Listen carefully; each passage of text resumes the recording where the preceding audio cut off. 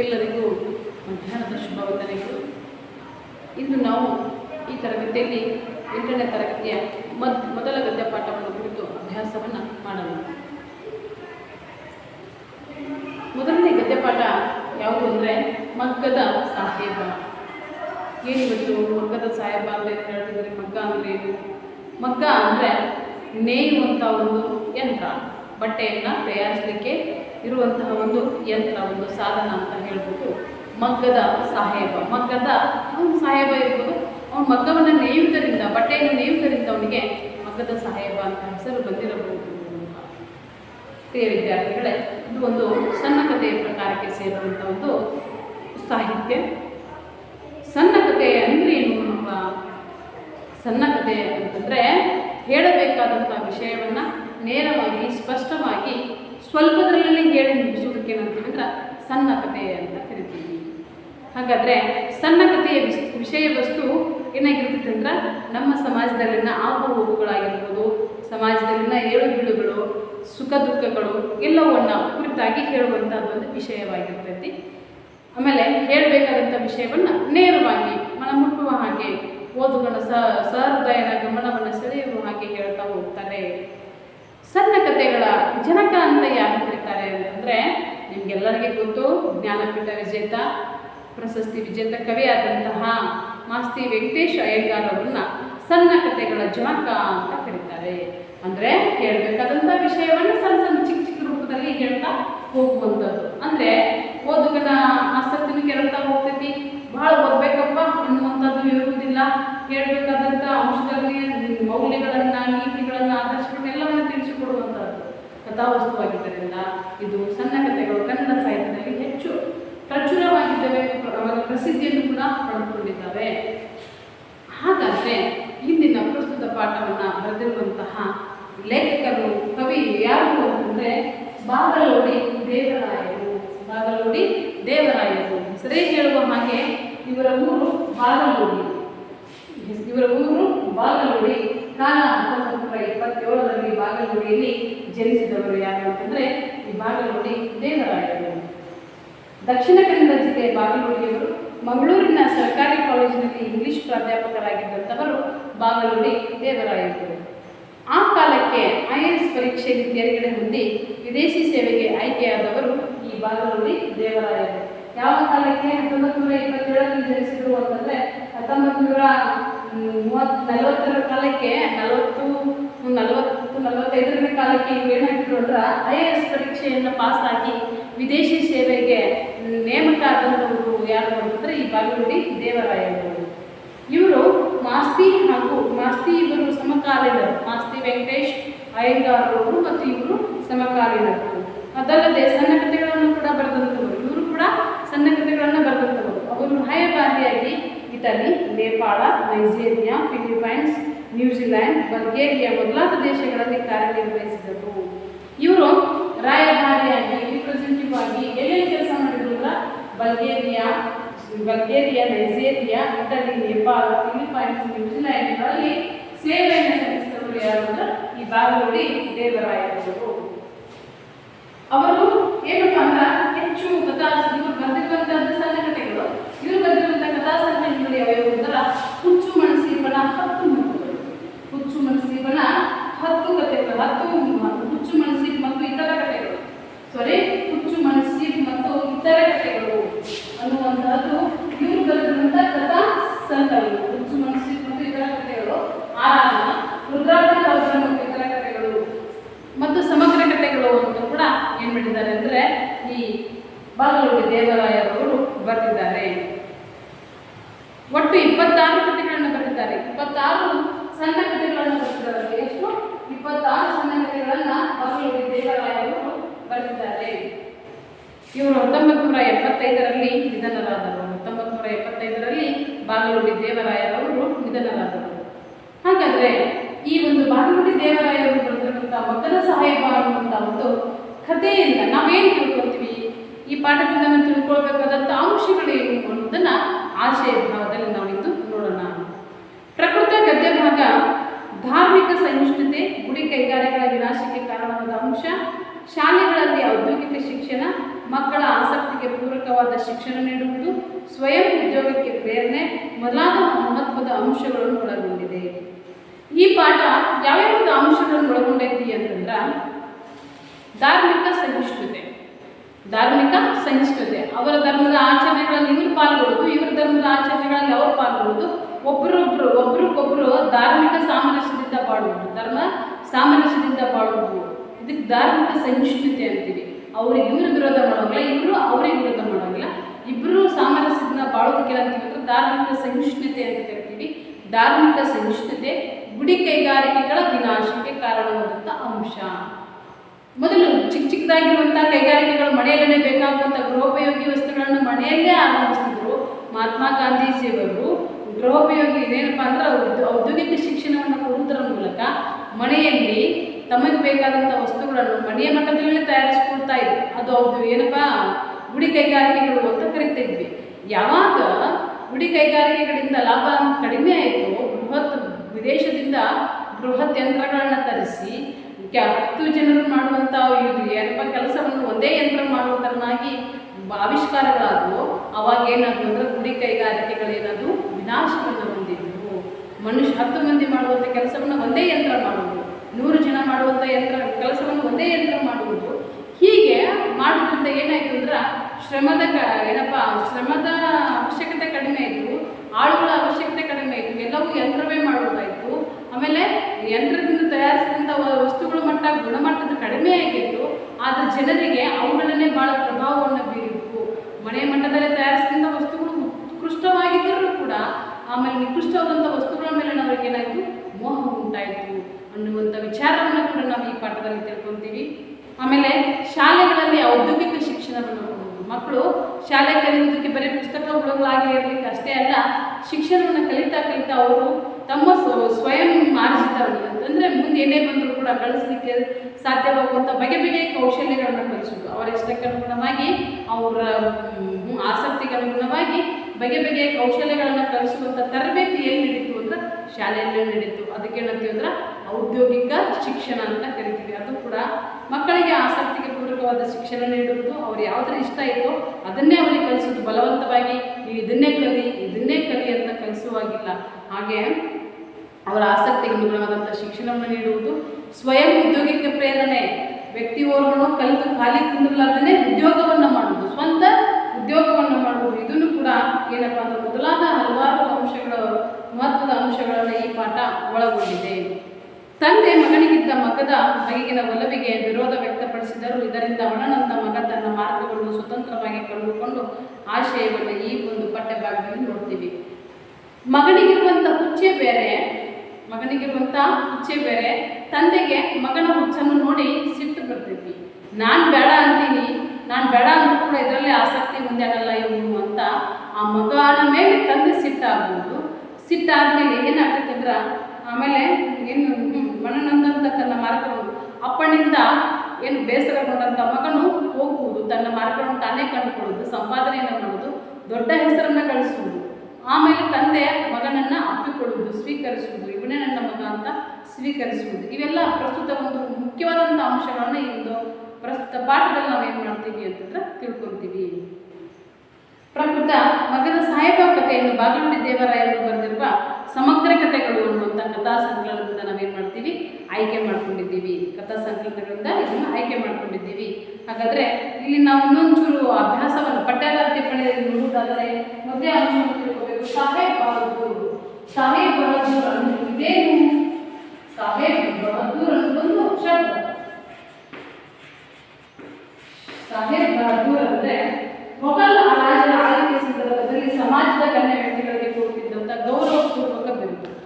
ಸಾಹೇಬ್ ಬಹದ್ದೂರ್ ಅನ್ನೋದು ಮೊಘಲರ ಅಕ್ಬರ, ಅವರು ಬಾಬರ್ ಅವ್ರ ಕಾಲದಲ್ಲಿ ಏನು ಅಂತಂದರೆ ರಾಜನಿಗೆ ಒಬ್ಬ ಸಮಾಜದ ಗಣ್ಯ ವ್ಯಕ್ತಿಗಳಿಗೆ ಕೊಡುತ್ತಿದ್ದ ಗೌರವಪೂರ್ವಕ ಬಿರುದು ಸಾಹೇಬ್ ಬಹದ್ದೂರ್ ಅನ್ನೋದು.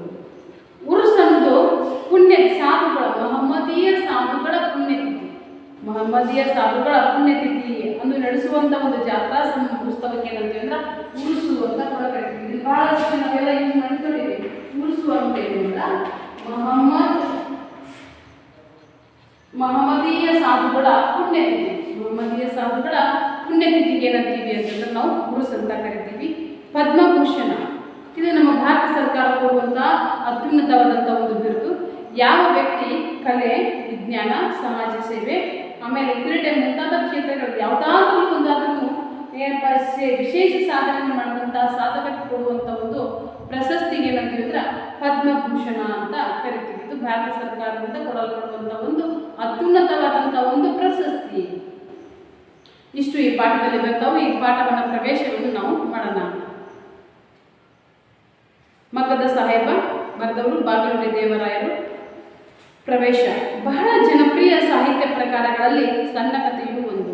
ಕಥೆಯನ್ನು ಹೇಳುವುದು ಹಾಗೂ ಕೇಳುವುದು ಮಾನವನ ಹುಟ್ಟುಗುಣ. ಕತೆ ಅಂದರೆ ಯಾರಿಗೆ ಇಷ್ಟ ಇಲ್ಲ?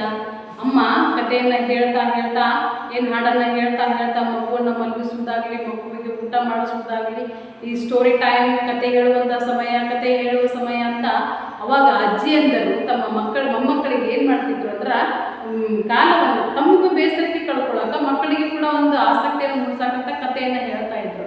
ಕಥೆಯನ್ನು ಹೇಳುವುದು ಕೇಳುವುದು ಕೂಡ ಒಂದು ವಿಶಿಷ್ಟವಾದಂಥ ಕಲೆ. ಕತೆ ಹೇಳುವಂಥ ವ್ಯಕ್ತಿ ಅದ್ಭುತವಾದಂಥ ಕಥೆಯನ್ನು ಹೇಳಿದ್ರೆ ಮಕ್ಕಳು ಕೂಡ ಅಷ್ಟೇ ಆಸಕ್ತಿಯಿಂದ ಕತೆ ಕೇಳ್ತಿದ್ರು. ಮುಂದೇನಾಗುತ್ತೆ ಉತ್ಸಾಹವನ್ನು ಕೆರಳಿಸೋದಾಗಲಿ, ಆಸಕ್ತಿಯನ್ನು ಕೆರಳಿಸೋದಾಗಲಿ ಕಥೆಗಳು ಇರ್ತಿದ್ವು. ಆದರೆ ಹಿಂದೆ ಏನಾಗಿತ್ತು ಅಂದ್ರೆ ವಿಜ್ಞಾನ ಮತ್ತು ತಂತ್ರಜ್ಞಾನದ ಫಲವಾಗಿ ಎಲ್ಲರ ಕೈಯಲ್ಲಿ ಏನು ಅಂತಂದ್ರೆ ಈ ಸ್ಮಾರ್ಟ್ ಫೋನ್ಗಳು ಬಂದ್ಬಿಟ್ಟು ಅಜ್ಜಿಯಂದರ ಕತೆ ಹೇಳೋದು ಹೋಗೈತಿ, ಮೊಮ್ಮಕ್ಕಳ ಕತೆ ಕೇಳೋದನ್ನು ಹೋಗ್ಬಿಟ್ಟೈತೆ. ಎಲ್ಲರೂ ಮೊಬೈಲ್ ಇಟ್ಕೊಂಡ್ಬಿಟ್ಟು ಗೇಮ್ಸ್ ನೋಡೋದಾಗಲಿ, ಆಟ ಆಡೋದಾಗಲಿ ಅಥವಾ ಅವ್ರಿಗೆ ಇಷ್ಟವಾದಂತಹದನ್ನೇ ನೋಡ್ತಾರೆ ಹೊರತಾಗಿ ಕತೆಗಳಿಗೆ ಇಂದು ಬೆಲೆ ಕಡಿಮೆ ಆಗೈತಿ. ಮಕ್ಕಳ ಈ ಒಂದು ಸಮಯದಲ್ಲಿ, ಈ ಒಂದು ನಮ್ಮ ಹಂತದಲ್ಲಿ, ಶಾಲಾ ಹಂತದಲ್ಲಾಗಲಿ ಈ ವಯಸ್ಸಿನಲ್ಲಾಗಲಿ ಕಥೆಯನ್ನು ಹೇಳುವುದು ಮತ್ತು ಕೇಳುವುದನ್ನು ಅಭ್ಯಾಸವನ್ನು ರೂಢಿಸ್ಕೊಳ್ಬೇಕು. ಕತೆ ಹೇಳುವುದು ಮತ್ತು ಕೇಳುವುದರಿಂದ ಏನಾಗ್ತೈತಿ ಅಂತಂದ್ರೆ ಒಂದು ನಮ್ಮದು ವಾಕ್ಚಾತುರ್ಯ ಬೆಳಿತೈತಿ, ಮಾತಿನ ಶೈಲಿ ಅದ್ಭುತವಾಗಿ ಬೆಳಿತೈತಿ. ಆಮೇಲೆ ಪದಗಳ ಜೋಡಣೆಯನ್ನು ಕಲಿತೀವಿ. ಕಥೆಯನ್ನು ಹೇಳೋದ್ರ ಮೂಲಕ ನೈಜವಾಗಿ ನಡೀತೈತೇನೋ ಅನ್ನೋಷ್ಟರ ಮಟ್ಟಿಗೆ ಕಲ್ಪನಾ ಲೋಕ ಕರ್ಕೊಂಡು ಹೋಗ್ತಿರ್ತಾರೆ. ಕಥೆಯನ್ನು ಹೇಳಬೇಕು, ಜೊತೆಗೆ ಕೇಳೋದ್ರಿಂದ ಕೂಡ ಜ್ಞಾಪಕ ಶಕ್ತಿ ಹೆಚ್ಚಾಗ್ತೈತಿ, ಆಲೋಚನಾ ಶಕ್ತಿ, ಆಸಕ್ತಿ ಕೂಡ ಮೂಡ್ತೈತಿ. ಹಾಗಾಗಿ ಕಥೆಗಳನ್ನು ಹೇಳುವುದು ಮತ್ತು ಕೇಳುವ ಹವ್ಯಾಸವನ್ನು ರೂಢಿಸ್ಕೋಬೇಕು ಅಂತ ನಾನು ಹೇಳ್ತಿದ್ದೀನಿ. ಕತೆ ಹೇಳುವುದು ಮಾನವನ ಹುಟ್ಟುಗುಣ. ನಮ್ಮ ಹಿರಿಯರು ತಮ್ಮ ಮಕ್ಕಳಲ್ಲಿ ಆಸಕ್ತಿ ಕೆರಳಿಸಿ ಕುತೂಹಲ ಉಂಟು ಮಾಡಲು, ಮನಸ್ಸಿಗೆ ಮುದ ನೀಡಲು, ಮನಸ್ಸನ್ನು ಅರಳಿಸುವ ಕಥೆಗಳನ್ನು ಹೇಳ್ತಾ ಇದ್ರು. ನಮ್ಮ ಹಿರಿಯರ ಕಥೆಗಳನ್ನು ಹೇಳ್ತಾ ಇದ್ರು.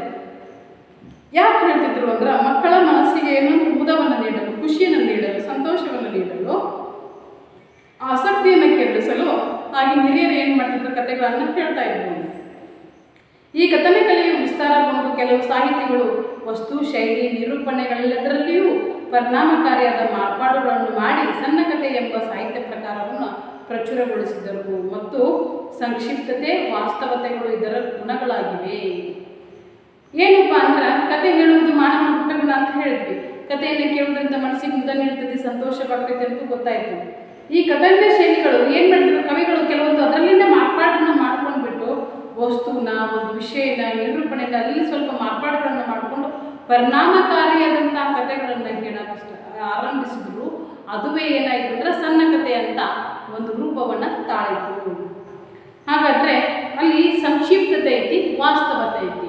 ಈ ಸಣ್ಣ ಕಥೆಗಳಲ್ಲಿ ಏನಿರ್ತೈತಿ, ಹೇಳಬೇಕಾದಂಥ ವಿಷಯಗಳು ಸಂಕ್ಷಿಪ್ತವಾಗಿರುತ್ತೆ, ಅದು ವಾಸ್ತವವಾದಂಥ ಸನ್ನಿವೇಶಗಳಿಗೆ ಸ್ಪಂದಿಸುವಂಥ ಕಥೆ ಅದಾಗಿರ್ತೈತಿ ಅಂತ.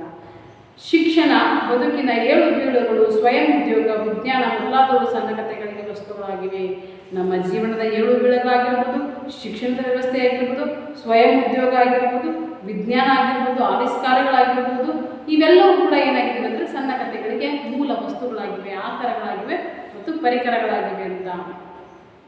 ಪ್ರಸ್ತುತ ಕಥೆಯಲ್ಲಿ ಬಹು ಮುಖ್ಯವಾಗಿ ಇಂದು ನಾವು ವಿನಾಶದ ಅಂಚಿನಲ್ಲಿರುವ ಗುಡಿ ಕೈಗಾರಿಕೆಗೆ ನಮ್ಮ ಶಿಕ್ಷಣದಲ್ಲಿ ನೀಡಬೇಕಾದ ಮಹತ್ವವನ್ನು ಸಾದರಪಡಿಸುವ ಉದ್ದೇಶವಿದೆ. ಈ ಕಥೆಯಲ್ಲಿ ಏನಾಗಿತ್ತು ಅಂದ್ರೆ ಗುಡಿ ಕೈಗಾರಿಕೆಗಳು ವಿನಾಶದ ಅಂಚಿನಲ್ಲಿವೆ. ಗೃಹೋಪಯೋಗಿ ವಸ್ತುಗಳನ್ನು ತಯಾರಿಸುವಂತಹ ಒಂದು ಏನು ಕಲೆ ಇತ್ತು, ಅವೆಲ್ಲ ಕಲೆಗಳಿತ್ತು ಕಣ್ಮರೆಯಾಗಿ ಹೋಗ್ತಾ ಇದ್ದಾವೆ. ಆ ಕಲೆಗಳನ್ನು ಬೆಳೆಸುವಂತಹ, ಆ ಕಲೆಗಳಿಗೆ ಉತ್ತೇಜನ ನೀಡುವಂತಹ ಕಾರ್ಯ ನಿಮ್ಮೆಲ್ಲರಿಂದ ಆಗಬೇಕಾಗಿತ್ತು, ನಮ್ಮಿಂದ ಆಗಬೇಕಾಗಿತ್ತು ಅನ್ನುವಂಥ ವಿಚಾರಗಳನ್ನು ಕೂಡ ಹೇಳ್ತಾರೆ. ತಂದೆಯ ಆಸೆಯಂತೆ ಸರ್ಕಾರಿ ಉದ್ಯೋಗವನ್ನು ಅವಲಂಬಿಸದೆ ಸ್ವಯಂ ಉದ್ಯೋಗ ಕಂಡುಕೊಳ್ಳುವ ಯುವಕನೊಬ್ಬನ ರಾಷ್ಟ್ರ ಮಟ್ಟದ ಗೌರವಾಧಾರಗಳಿಗೆ ಪಾತ್ರನಾಗುವುದೇ ಇಲ್ಲಿನ ಕಥಾವಸ್ತು. ತಂದೆಗೇನಾಗಿತ್ತು ಅಂದ್ರೆ ಮಗ ಸರ್ಕಾರಿ ನೌಕರನಾಗಬೇಕನ್ನುವಂಥ ಆಸೆ ಇತ್ತು. ಅವನಿಬ್ಬರ ಮಕ್ಕಳು ಆ ತಂದೆಯ ಆಸೆಯನ್ನು ನೆರವೇರಿಸಿದರೆ ಕಿರಿಯ ಮಗನು ಹಠ ಮಾಡಿ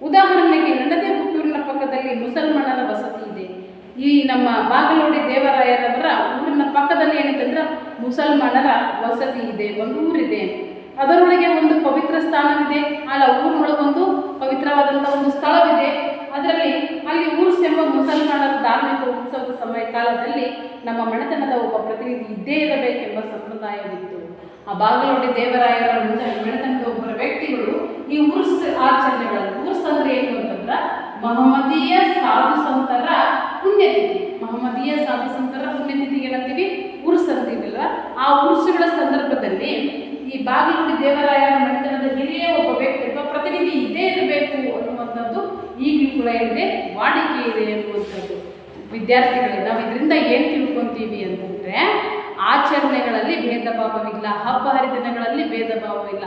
ಎಲ್ಲರೂ ಒಟ್ಟಾಗಿ, ನಮ್ಮ ದೇಶ ಎಂಥದ್ದು ಜಾತ್ಯತೀತ ರಾಷ್ಟ್ರ, ಬಹು ಜಾತಿಗಳು ಇಲ್ಲಿದ್ದಾವೆ.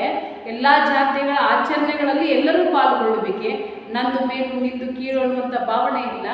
ಹೀಗಾಗಿ ನಮ್ಮ ಹಿರಿಯರಲ್ಲಿ ಎಂಥ ಸದ್ಭಾವನೆಗಳು, ಘನತೆಗಳು ಇದ್ವು, ಸದಾಚಾರಗಳಿದ್ವು ಅನ್ನೋದನ್ನು ಕೂಡ ನಾವು ಏನು ಮಾಡ್ತೀವಿ, ಈ ಒಂದು ಧಾರ್ಮಿಕ ಸಹಿಷ್ಣುತೆ ಇದರಲ್ಲಿ ನೋಡ್ತೀವಿ, ತಿಳ್ಕೊಳ್ತೀವಿ ಅಲ್ವಾ ಮಕ್ಕಳ. ಮುಂದುವರೆದ ಭಾಗದಲ್ಲಿ ಹಾಗೆ ಗಣೇಶ ಚತುರ್ಥಿ, ಕೃಷ್ಣಾಷ್ಟಮಿಗಳ ಮರುದಿನ ಮುಸಲ್ಮಾನ ಸಮಾಜದ ಪ್ರತಿಷ್ಠಿತ ಮುಖ್ಯಸ್ಥರು ನಮ್ಮ ಮನೆಗೆ ಬರುವುದು, ಕುಶಲೋಪಚಾರ ಮಾತನಾಡುವುದು, ನಾವು ಅವರಿಗೆ ಮೋದಕ, ಉಂಡಿ, ಚಕ್ಕುಲಿ ಇತ್ಯಾದಿ ಹಬ್ಬದ ಪಕ್ಷ ಭೋಜ್ಯಗಳನ್ನು ವಿತರಣೆ ಮಾಡುವ ಸಂಪ್ರದಾಯವಿತ್ತು. ತದನಂತರದಲ್ಲಿ ನೋಡಿ ಹೇಳ್ತಾರೆ, ಆ ಮುಸಲ್ಮಾನ ಸಮಾಜದ ವ್ಯಕ್ತಿಗಳು ಹಿಂದೂಗಳ ಮನೆಗೆ ಯಾವ್ಯಾವ ಬರ್ತಿದ್ರು ಅಂತಂದ್ರೆ ಗಣೇಶ ಚತುರ್ಥಿ, ಕೃಷ್ಣಾಷ್ಟಮಿಗಳ ಮರುದಿನ, ಹಬ್ಬ ಆದ ಮರುದಿವಸ ಏನು ಮಾಡೋದು ಅಂತಂದ್ರೆ ಇವರು ಮುಸಲ್ಮಾನರುಗಳು ಯಾರ ಮನೆಗೆ ಹೋಗುವುದು? ಹಿಂದೂಗಳ ಮನೆಗೆ ಹೋಗುವುದು. ಸಮಾಜದ ಪ್ರತಿಷ್ಠಿತ ಮುಖ್ಯಸ್ಥರು ನಮ್ಮ ಮನೆಗೆ ಬರುವುದು, ಮುಖ್ಯ ವ್ಯಕ್ತಿಗಳ ಮನೆಗೆ ಬರುವುದು, ಕುಶಲೋಪಚಾರ ಮಾತನಾಡುವುದು, ಯೋಗಕ್ಷೇಮವನ್ನು ಕುರಿತು ಆರಾಮಿದ್ದೀರಾ, ಹೀಗೆ ಹೇಗಾಯಿತು ಹಬ್ಬ ಎಲ್ಲವನ್ನ ಹೀಗೆ ಮಾತನಾಡುವುದು, ಕುಶಲೋಪಚಾರ ಮಾತನಾಡುವುದು ಅಂತೀವಿ. ಕುಶಲೋಪಚಾರ ಮಾತನಾಡುವುದು, ನಾವು ಅವರಿಗೆ ಮೋದಕ, ಉಂಡಿ, ಚಕ್ಕುಲಿ ಇತ್ಯಾದಿ ಹಬ್ಬದ ಭಕ್ಷ್ಯ ಭೋಜ್ಯಗಳನ್ನು ವಿತರಣೆ ಮಾಡುವ ಸಂಪ್ರದಾಯವಿತ್ತು. ಭಕ್ಷ್ಯ ಭೋಜ್ಯಗಳು ಅಂದ್ರೆ ಅರ್ಥ ಏನು ಮಕ್ಕಳ ಅಂದರೆ ಸಿಹಿ ತಿಂಡಿ ತಿನಿಸುಗಳು, ಬಗೆ ಬಗೆಯ ತಿಂಡಿಗಳು, ಸಿಹಿ ತಿನಿಸುಗಳು, ಇದಕ್ಕೇನಂತೀವಂದ್ರೆ ಭಕ್ಷ್ಯ ಭೋಜ್ಯಗಳು ಅಂತ ಅಂತೀವಿ. ಮೋದಕ, ಉಂಡಿ, ಚಕ್ಕಲಿಗಳನ್ನು ಕುಡಿದು ಅವರಿಗೆ ಅವ್ರ ಜೊತೆ ಮಾತನಾಡುವಂಥ ಕುಂದುರುದು, ಇದೆಲ್ಲ ಒಂದು ಸಂಪ್ರದಾಯವಿತ್ತಂತೆ. ಒಂದು ಬಾರಿ ನಮ್ಮ ತಾಯಿ ಕಾಯಿಲೆ ಬಿದ್ದ ಕಾರಣ ನಮ್ಮ ತಂದೆಯವರು ಅಂಗಡಿಯಿಂದ ಲಡ್ಡುಗಳನ್ನು ಕೊಂಡು ಕೊಟ್ಟದ್ದಕ್ಕೆ ಅವರಿಗೆ ಬಹಳ ಸಿಟ್ಟು ಬಂತು. ಒಂದು ವರ್ಷ ಏನಾಯಿತು ಹೀಗೆ ಅಂತಂದ್ರೆ, ಆ ಒಂದು ಬಾಗಲೋಡಿ ದೇವರಾಯವರ ತಾಯಿಗೆ ಹುಷಾರಿದ್ದಂಗಾಯಿತು ಹಬ್ಬದ ಕಾಲದಲ್ಲಿ. ಮತ್ತು ಕೊಡೋದು ಸಂಪ್ರದಾಯ ಅಲ್ವಾ, ಹಬ್ಬದ ಮರದಿನಗಳಲ್ಲಿ ಮುಖ್ಯಸ್ಥರ ಮನೆಗೆ ಬರುವುದು, ಅವರಿಗೆ ಸಿಹಿ ತಿನಿಸುಗಳನ್ನು ಕೊಡುವುದು ಇದು ಸಂಪ್ರದಾಯವಿತ್ತು. ಆದರೆ ಮಾಡಲಿಕ್ಕೆ ಯಾರೂ ಇಲ್ಲ ಅಂತ, ಅವ್ರ ತಾಯಿ ಹುಷಾರಿಲ್ಲ ಅಂತ ಅವ್ರ ತಂದೆಯವರು ಅಂಗಡಿಯಿಂದ ತಿಂಡಿ ತಿನಿಸುಗಳನ್ನು ತಂದಿದ್ದಕ್ಕೆ ಸಿಟ್ಟು ಬಂತು. ಯಾರಿಗಿದ್ರೆ ಮುಸಲ್ಮಾನ ಸಮಾಜದ ಮುಖ್ಯಸ್ಥರಿಗೆ ಸಿಟ್ಟು ಬಂತು. ಅವ್ರು ಹೇಳ್ತಾರೆ, ನೋಡ್ರಿ ರಾಯರೇ, ಅಂಗಡಿಯಿಂದ ತೆಗೆದುಕೊಳ್ಳಲು ನಮ್ಮಲ್ಲಿ ಹಣ ಇಲ್ಲವೇ? ಮನೆಯಲ್ಲಿ ಕಾಯಿಲೆ ಇದ್ದರೆ ಒಂದು ತುಂಡು ಬೆಲ್ಲವನ್ನು, ಕಲ್ಲು ಸಕ್ಕರೆ, ಹರಳನ್ನು ಕೊಡಿ. ನಿಮ್ಮ ಹಬ್ಬದ ಪೂಜೆ ಪ್ರಸಾದವನ್ನು ನಾವು ತೆಗೆದುಕೊಳ್ಳುವುದು ತಲತಲಾಂತರದಿಂದ ಬಂದ ಹಳೆಯ ಸಂಪ್ರದಾಯ. ಅಂಗಡಿಯಿಂದ ಮಿಠಾಯಿಯನ್ನು ಪ್ರಸಾದವೆಂದು ಕೊಡುವುದು ಸರಿಯೇ ಎಂದು ಕೇಳಿಯೇ ಬಿಟ್ಟಿದ್ದರು. ನೋಡ್ರಿ ಎಷ್ಟೊಂದು ಅದ್ಭುತವಾದಂಥ ಮಾತು ಐತಿ ಅಂದರೆ, ನಿಮ್ಮ ಮನೆಯಿಂದ ನಾವು ಪ್ರಸಾದವನ್ನು ಪಡೆಯುವುದು ತಲತಲಾಂತರದಿಂದ ಬಂದಂಥ ಒಂದು ಸಂಪ್ರದಾಯ.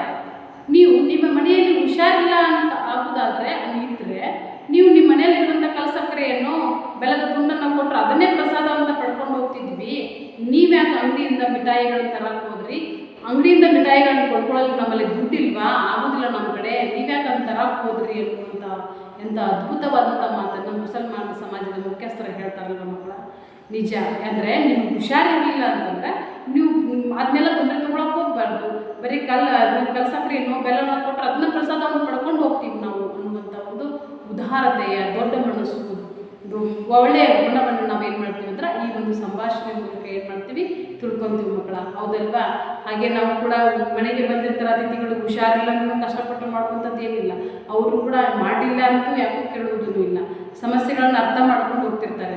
ಜೊತೆಗೆ ಹಬ್ಬ ಹರಿದಿನ ಅಂತಂದರೆ ಎಲ್ಲರೂ ಸೇರುವುದು, ಮಾಡುವುದು, ಖುಷಿ ಪಡುವುದು ಒಂಥರ ಮಜಾನೇ ಇರ್ತದಲ್ವ.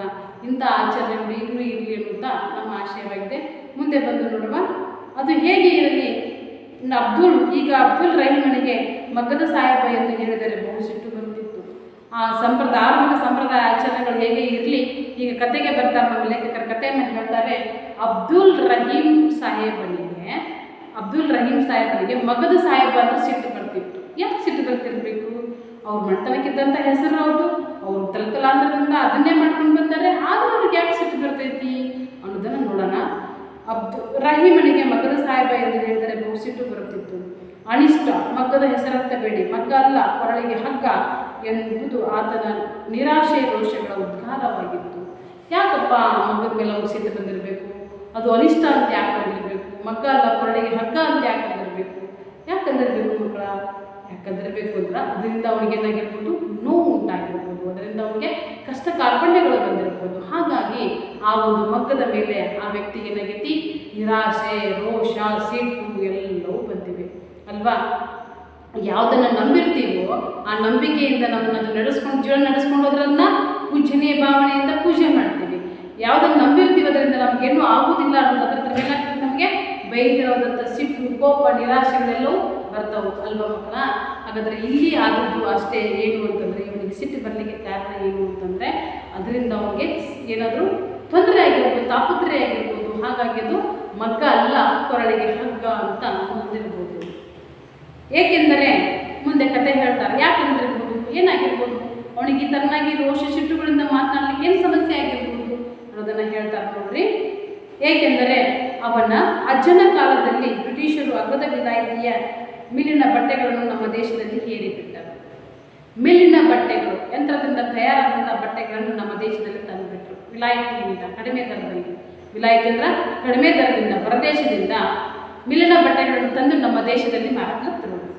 ಅವೇನೋ ನಿಜಕ್ಕೂ ನಿಕೃಷ್ಟ ವಸ್ತುಗಳು, ಅವೇನೋ ನಿಜವಾಗ್ಲೂ ಕಳೆಬರವಾದಂಥ ವಸ್ತುಗಳು, ಏನಪ್ಪ ಕೆಟ್ಟವಾಗಿರುವಂಥ ವಸ್ತುಗಳು, ಅಂಥ ಬೆದಸ್ವಾರಿ, ಅಂಥ ಒಂದು ಒಳ್ಳೆಯ ಉತ್ತಮ ಏನಪ್ಪ ಅಂತಂದ್ರೆ ಕ್ವಾಲಿಟಿ ಅಥವಾ ಒಳ್ಳೆಯ ಗುಣಮಟ್ಟದ ವಸ್ತುಗಳು ಅವಾಗಿರಲಿಲ್ಲ. ನಿಕೃಷ್ಟ ವಸ್ತುಗಳು 1 ವರ್ಷದೊಳಗೆ ಕಳೆಬರೆಗಳಾಗಿ ಹರಕು ಚಿಂದಿಯಾಗುವು, ಒಂದೇ ವರ್ಷದೊಳಗೆ ಸತ್ತು ಹೋಗುವಂಥ ವಸ್ತುಗಳು ಅವಾಗಿದ್ವು. ಹೌದಲ್ವಾ? ಅಷ್ಟೊಂದು ಉತ್ತಮ ಗುಣಮಟ್ಟದ ವಸ್ತುಗಳು, ಬಟ್ಟೆಗಳು ಅವು ಆಗಿರಲಿಲ್ಲ. ಬಣ್ಣವು 1 ತಿಂಗಳಲ್ಲಿ ವಿವರಣವಾಗಿ 2 ತಿಂಗಳಲ್ಲಿ ಮಾಯವಾಗುವುದು.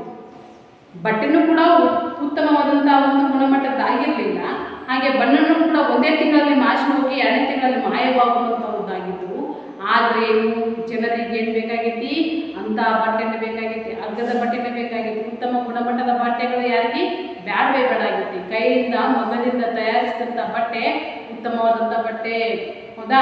ಯಾವ ಸೋಪುಗಳಾಗಲಿ ಯಾವುದೇನು ತಗಲೇ ಇರುವಂಥ ಬಟ್ಟೆಗಳು. ಆದರೆ ಜನರಿಗೆ ಏನಾಗಬೇಕಾಗೈತಿ, ಈಗ ಅಗ್ಗದ ಬಟ್ಟೆಗಳ ಮೇಲೆ ಮೋಹ ಉಂಟಾಗಿದೆ. ವಿದೇಶದಿಂದ ತಂದು ಬಿಟ್ಟಾರ, ವಿದೇಶದಿಂದ ತಂದು ನಮ್ಮ ದೇಶದ ಮೇಲೆ ಹೇರಿಬಿಟ್ಟಾರ ಅಂತಂದ್ರೆ ಅವುಗಳ ಮೇಲೆ ಯಾವುದೇ ಆಗಲಿ ಹಿತ್ತಲ ಗಿಡ ಮದ್ದಲ್ಲ ಅಂತಾರೆ ನೋಡ್ರಿ.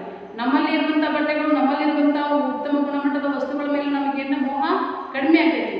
ಗೋರಿಗೆ ಕಾಣಿಸುವಂತಹ ಬಗೆ ಬಗೆಯ ಬಣ್ಣವನ್ನು ಬೀರುವಂಥ, ಮಿಂಚನ್ನು ಬೀರುವಂಥ ಬಟ್ಟೆಗಳ ಮೇಲೆ ನಮಗೇನಾಗ್ತೈತೆ ಅಂದ್ರೆ ಮೋಹ ಉಂಟಾಗ್ತೈತಿ.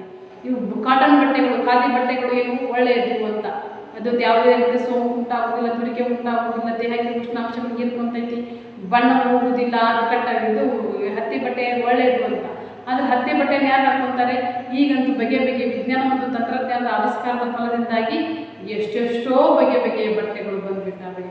ಈಗ ಏನಾಗಿದೆ, ಈ ಜನರಲ್ಲಿ ಏನು ಎಂಥ ಭಾವನೆ ಉಂಟಾಗೈತಿ ಅಂದ್ರೆ ಅದು ಎಷ್ಟೇ ತಿಂಗಳ ಬರಲಿ, ಹೇಗೆ ಇರಲಿ, ಒಟ್ಟಿನಲ್ಲಿ ಚಂದಕಂತರ ಸಾಕು, ಉತ್ತಮ ಗುಣಮಟ್ಟದ ಏನಪ್ಪ ವಸ್ತುಗಳು ಯಾರಿಗೂ ಬೇಡವಾಗೈತಿ ಅನ್ನೋದನ್ನು ಭಾಳ ಚೆಂದಾಗಿ ಹೇಳ್ತಾರೆ. ಅವೇನು ನಿಜವಾಗಿಯೂ 1 ತಿಂಗಳಲ್ಲಿ ವಿವರಣವಾಗಿ 2 ತಿಂಗಳಲ್ಲಿ ಮಾಯವಾಗುವುದು. ಆದರೇನು ಬಹು ಅಗ್ಗ, ಚೀಪಾಗಿ ಸಿಗ್ತೈತಿ. 1ಕ್ಕೆ 4 1 ತೊಗೊಂಡ್ರೆ 4 ತೊಗೊಂಡ್ರೆ 1 ಫ್ರೀ ಎನ್ನುವ ಹಾಗೆ ಬಹಳ ಅಗ್ಗವಾಗಿರುವಂಥ ಅಗ್ಗವಾಗಿರುವಂಥ ವಸ್ತುಗಳ ಕಡೆ ಗಮನ ಹೋಗ್ತೈತಿ ಹೊರತಾಗಿ ಉತ್ತಮ ಕ್ವಾಲಿಟಿ, ಉತ್ತಮವಾದಂಥ ಗುಣಮಟ್ಟದ ವಸ್ತುಗಳ ಕಡೆ ಏನಾಗೋದಿಲ್ಲ, ಗಮನ ಹೋಗುವುದಿಲ್ಲ. ಜನರಿಗೆ ಬೇಕಾದದ್ದು ಅಗ್ಗದ ವಸ್ತು. ಜನರಿಗೆ ಏನು ಬೇಕು? ಅಗ್ಗದ ವಸ್ತು ಬೇಕಾಗ್ತೈತೆ. ಅದು ಎಷ್ಟು ದಿವಸ ತಾಳಿಕೆ ಬರಲಿ, ಏನಾರ ಆಗಲಿ ಅಂತ. ಗುಣವನ್ನು ಯಾರು ಕೇಳುತ್ತಾರೆ? ಅದು ಉತ್ತಮ ಗುಣಮಟ್ಟದ, ಕಳಪೆ ಗುಣಮಟ್ಟದ ಅಂತ ಯಾರು ಕೇಳ್ತಾರೆ? ಗುಣವನ್ನು ಯಾರು ಕೇಳುವುದಿಲ್ಲ. ಅಗ್ಗದ ಮಾಲಿನ್ಯದೇ ಅಧಿಪತ್ಯವಾಯಿತು. ಇಡೀ ರಾಜ್ಯದ ತುಂಬ, ಇಡೀ ದೇಶದ ತುಂಬ ಏನಾಯಿತು, ಯಾವುದು ಅಗ್ಗ ವಸ್ತು ಐತೆ ಅದರದ್ದೇ ಆಧಿಪತ್ಯವಾಗಿ ಹೋಗ್ಬಿಡ್ತು, ಅದರದ್ದೇ ಒಂದು ದೊಡ್ಡ ಸಾಮ್ರಾಜ್ಯ ಆಗಿಬಿಡ್ತು. ಕೈಮಗ್ಗದಿಂದ ತಯಾರಿಸಿದಂಥ ಬಟ್ಟೆಗೆ ಯಾರು ಕೇಳೋದ್ರಿಂದ ಆಗ್ಬಿಟ್ರು, ಇವರಿಗೆ ತಯಾರಿಸಿದಂಥ ಬಟ್ಟೆಗಳಿಗೆ ಯಾರು ಕೊಂಡ್ಕೊಳ್ಳೋದ್ರಾಗ ಆಗ್ಬಿಟ್ರು. ಹಾಗಾಗಿ ಇವ್ರ ಹೊಟ್ಟೆ ತುಂಬುವುದು ಹೆಂಗೆ, ಇವ್ರ ಜೀವನ ನಡೆಯುವುದು ಹೆಂಗೆ ಅಲ್ವಾ, ಇವ್ರ ಹೊಟ್ಟೆಗೇನು ಇವ್ರಿಗೆ ಜೀವನಕ್ಕೇನು ಅನ್ನುವಂಥದ್ದು ಸಂಕಟ ಬರುತ್ತಲ್ವಾ. ಹಾಗಾಗಿ ಅವನಿಗೆ ರೋಷ ಬಂದೈತಿ, ಹಾಗಾಗಿ ಅವನಿಗೆ ಸಿಟ್ಟು ಬಂದೈತಿ. ಆ ಒಂದು ಸಿಟ್ಟಿನಿಂದ, ಆ ಒಂದು ರೋಷದಿಂದ ಅದು ಮಗ್ಗ ಅನಿಷ್ಟ, ಮಗ್ಗದ ಹೆಸರೆತ್ತಬೇಡಿ, ಮಗ್ಗಬಲ್ಲ ಕೊರಳಿಗೆ ಹಗ್ಗ ಅಂತ ಹೇಳ್ತಾನೆ. ಈ ಒಂದು ಸಿಟ್ಟಿನಿಂದ, ಈ ಒಂದು ರೋಷದಿಂದ, ಈ ಒಂದು ನಿರಾಶೆಯಿಂದ ಆ ಮಾತನ್ನು ಹೇಳ್ತಾನೆ. ಹಗ್ಗದ ಮರಳಿದ ಅಧಿಪತ್ಯವಾಯಿತು, ಮಗ್ಗದವರು ಭಿಕಾರಿಗಳಾದರು, ಅವರ ಅನ್ನಕ್ಕೆ ಸಂಚಕಾರವಾಯಿತು. ಮಗ್ಗವನ್ನೇ ಆಶ್ರಯಿಸಿ ಬದುಕುವರು, ಮಗ್ಗವನ್ನೇ ನಂಬಿ ಬದುಕುವರು ಭಿಕಾರಿಗಳಾದರು, ಬೀದಿಗಿಳಿದ್ರು, ಅನ್ನಕ್ಕೆ ಸಂಚಕಾರವಾಯಿತು, ಅವರ ಭಿಕ್ಷುಕರಾಗುವಂಥ ಒಂದು ಪರಿಸ್ಥಿತಿ ಬಂತು ಅಲ್ವಾ. ಅದನ್ನೇ ನಂಬಿಕೊಂಡು ದುಡಿಯುವವ್ರಿಗೆ ಮತ್ತೆ ಅವ್ರ ಜೀವನಕ್ಕೆ ಹೊಟ್ಟೆ ಮೇಲೆ ಕಲ್ಲು ಎಳ್ದಂಗಾಗಿ, ಹೊಟ್ಟೆ ಮೇಲೆ ಬರೆ ಎಳ್ದಂಗಾಗಿಲ್ವಾ, ಅವ್ರ ಅನ್ನಕ್ಕೆ ಏನಕ್ಕೆ ಕಲ್ತು ಕೂತು ಬಂದಂಗೆ ಆಗ್ಬಿಟ್ಟು. ಹಾಗಾಗಿ ಏನಪ್ಪ ಇನ್ನು ಮುಂದಿನ ಜೀವನ ಹೇಗೆ, ಮುಂದಿನ ಹೇಗೆ ಅನ್ನುವಂಥ ಒಂದು ಪ್ರಶ್ನೆ ಕಾಡಿದಾಗ ಅದಕ್ಕೆ ಹೇಳ್ತಾರೆ, ಅವ್ನು ಸಿಟ್ಟು ಬಂದಿರ್ಬೋದು, ನೋವು ನಿರಾಸೆಗಳಿಂದ ಇಂಥ ಮಾತನ್ನು ಹೇಳ್ತಾನೆ. ಮಗ್ಗವಲ್ಲ ಕೊರಳಿಗೆ ಹಗ್ಗ, ಅನಿಷ್ಟ ಅನ್ನುವಂಥ ಪದವನ್ನು ಬಳಸಿದ್ದಾನೆ. ವಿದ್ಯಾರ್ಥಿಗಳು, ನಾವಿಲ್ಲಿ ಏನು ತಿಳ್ಕೊತೀವಿ ಅಂದರೆ, ಯಾವ ವ್ಯಕ್ತಿಗೆ ನಂಬಿದಂಥ ವಸ್ತುವಿನಿಂದ ಮೋಸವಾಗುತ್ತೋ ಹಾಗಾಗಿ ಆ ವಸ್ತುವಿನ ಮೇಲೆ ಅವನಿಗೆ ರೋಷ ಸಿಟ್ಟುಗಳು ಬರ್ತವೆ. ಬೇರೆ ಉದ್ಯೋಗ ಏನು ಕಲ್ತಿರಾಗಲ್ಲ, ಅದನ್ನೇ ನಂಬಿಕೊಂಡಾಗ ಮುಂದಿನ ಜೀವನದ ಗತಿ ಏನು ಅನ್ನುವಂಥ ಪ್ರಶ್ನೆ ಕಾಡುತ್ತಲ್ವಾ. ಹಾಗಾಗಿ ಆ ಒಂದು ಮಗ್ಗದ ಮೇಲಿಂದ ಅಧಿಪತ್ಯವಾದಾಗ ಅಬ್ದುಲ್ ರಹೀಮನಿಗೆ ಮಗ್ಗದ ಮೇಲೆ ಭಯಂಕರವಾದಂಥ ಒಂದು ಸಿಟ್ಟು ಬಂತು. ಮಗ್ಗದ ಮೇಲೆ ಒಂದು ಏನಪ್ಪ ಸಿಟ್ಟು ಬಂದು ಅವನ ಆತರನಾಗಿ ಹೇಳ್ತಾನೆ. ವಿದ್ಯಾರ್ಥಿಗಳೇ, ಇಷ್ಟು ಈ ಪಾಠವನ್ನು ಓದಿಕೊಂಡಿರಿ. ಈ ಪಾಠದಲ್ಲಿ ಬರುವಂಥ ಒಂದು ಉತ್ತಮವಾದಂಥ ಮೌಲ್ಯಗಳನ್ನು ನೀವು ಕೂಡ ತಿಳ್ಕೊಳ್ರಿ, ಬರೆದಿಡ್ರಿ.